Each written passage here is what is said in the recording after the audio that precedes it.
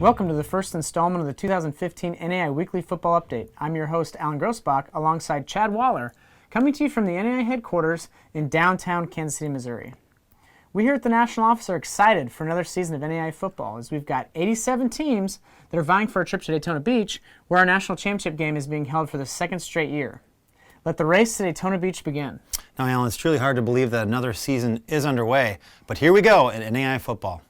I think the best way to kick off a new season, Chad, is by looking back at the 2014 National Championship game that featured number 7, Marian University, and number 8, Southern Oregon University.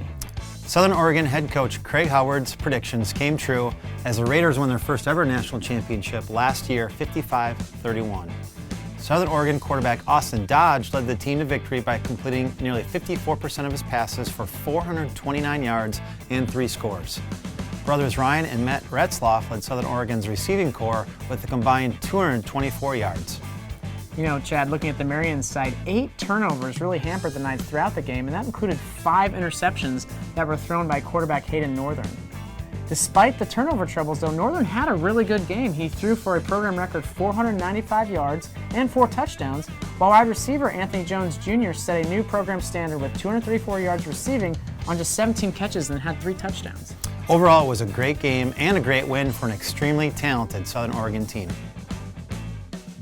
Now let's shift gears by taking a quick look at the 2015 preseason poll, which was released back on August 10th. And there's really not much change from the spring edition of that top 25, with number 25 Benedictine holding on to the final spot in the poll for the second straight edition. Now you can see that we did have 3 ties in the poll, with none more surprising than Southern Oregon and Marian tied at number 1. This is the first time since the NAIA moved to one division in '97 that 2 teams enter this season tied atop the coaches poll. The first regular season edition of the coaches top 25 poll is set to release on September 14th.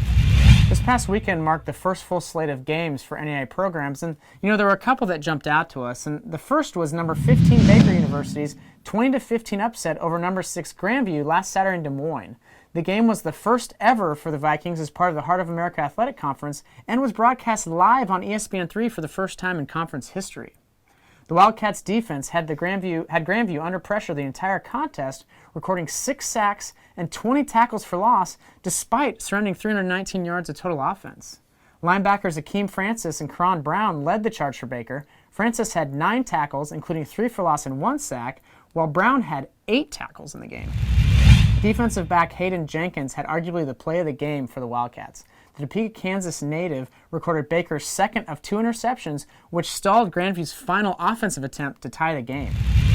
Maybe a little hard to see in the video, but Jenkins was initially beaten on the play by the Grandview wide receiver, but recovered nicely to make a diving catch and seal the win for the Wildcats. It's a big win for Baker, as they've now won 5 straight season openers.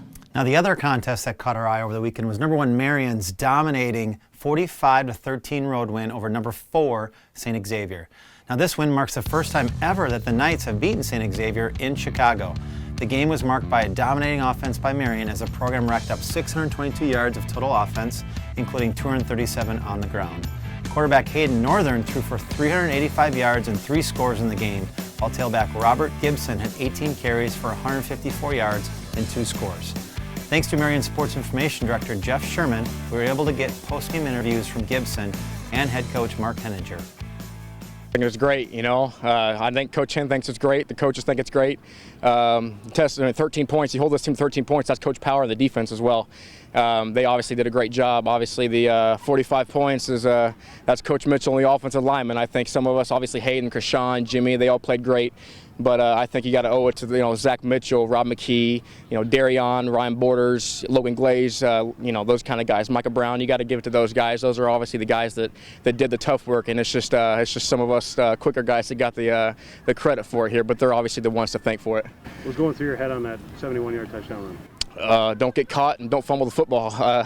Stay in bounds. The clock was in our favor. We needed to keep the clock running in that situation. So I was just thinking, don't get too far to the sideline and stay in bounds and just hold on to the dang football there. What's going through your head? That's a big win. I mean, just historically with our program, I told the guys after the game that just, you go back in the history of our program. I mean, this has always been, St. X has always, I think, been the program that we've kind of, wanted to get to that level. I mean, where they're competing for national championships, and we've only beat them once. I mean, so this, I think, historically for us, it's a big win.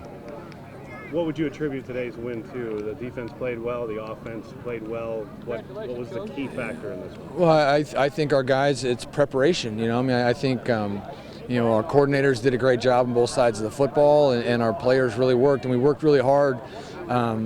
We got back from Daytona and our guys started working, and I think that showed up today. Just how hard they've worked, and we're in good physical condition, and I mean, there's plenty of stuff that we need to clean up now. I mean, and we talk to our guys all the time about setting a really high standard for our performance, and there were a lot of great things out here today, but there's certainly a lot of game one mistakes that we've got to get cleaned up if we want to get to where we want to get to.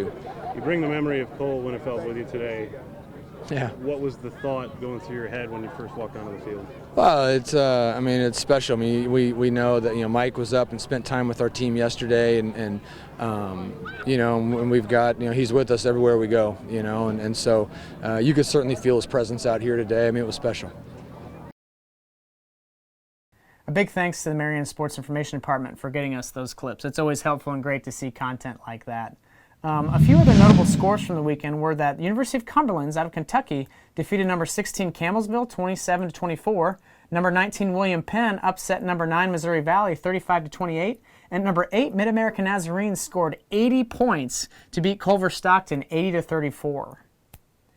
Now, for the third year in a row, we're letting you, NAIA football fans, select our national game of the week, and this week it was a landslide, Chad, as number 1 Southern Oregon and number 4 Carroll won the Facebook and Instagram fan vote. Saturday marks the season opener between the two clubs, or I should say for the two clubs, and they met 3 times a year ago, and there was one game that always sticks out in everyone's mind, and that was that iconic quarterfinal game in the 2014 NAIA Football Championship Series. Let's take a look back at Medford, Oregon ABC affiliate KDRV's recap of that contest. For the 5th time in school history, the SOU football team has reached the NAIA quarterfinals. The Raiders are 0-4 in their previous trips, with many of those games being painfully close. A 3-point loss to Carroll in 2001, a 4-point loss to Carroll again in 2002, and a 3-point overtime loss to Morningside in 2012. SOU once again paired up with the Carroll College Saints, the 3rd time this year those two teams have played. And this is what it was like in Helena today. Heavy snow, below 0 temperatures, and wind chills even colder than that. Second quarter, Saints up 7-0. Mac Roche looking and finds Kyle Griffith for the big gainer on that one. That led to a 1-yard touchdown run. 14-0 Saints. The Raiders would score to make it 14-6. Roche hands off to Dustin Rinker. He takes it 66 yards. Finally stopped at the 4. He'd score on the next play, though. Raiders were down by as much as 17, 35-18 the score here early in the 4th. Austin Dodge fires to Dylan Young, who fights off the defender and some pass interference for the touchdown. Raiders would score 21 unanswered to take the lead. A late 4th quarter, Saints drive all the way down the field at the 5. Roche on the QB keeper. That puts Carroll ahead 42-39 with 2 minutes to play, but the Raiders would march down the field, and with 22 seconds to go, Melvin Mason, the 1-yard touchdown run, his 4th touchdown of the day, as SOU upsets the top seed in the playoffs 45-42. And wow, what a game. And I think I can speak for the masses when I say that game defined that year for the Raiders en route to the national championship. Despite losing Player of the Year Austin Dodge, Southern Oregon returns a talented squad, including 6 starters on offense and 7 on defense. It starts with running back Melvin Mason on offense and wide receiver Matt Retzloff as they highlight the returners for the Raiders. Mason ran for more than 1,000 yards and 17 touchdowns last year, with 7 of those scores coming in the 4 playoff games. Retzloff was a key cog in Southern Oregon's top-ranked passing attack with 56 catches for 785 yards and 6 touchdowns. Similar to Southern Oregon, Carroll lost a few key members from its 2014 squad, but still returns a strong core. The Fighting Saints are headlined on offense by quarterback Mac Roche. Last season, the Whitefish, Montana native threw for nearly 3,000 yards and 28 touchdowns in his first full year as starter. Arguably, maybe the best piece of his game is his ball control, and he completed 67.4% of his throws and was only intercepted 4 times. Carroll is once again extremely talented on defense, highlighted by the return of second-team All-American James Dowgan at safety. He led the club with 3 interceptions last season, while ranking second on the club with 69 total tackles. And you hear across the nation that he might be one of the top defensive backs in NAIA football. Now, one final note about this matchup is that despite Southern Oregon winning the national title in 2014, Carroll edged the Raiders out as the league favorite in the Frontier Conference preseason coaches poll.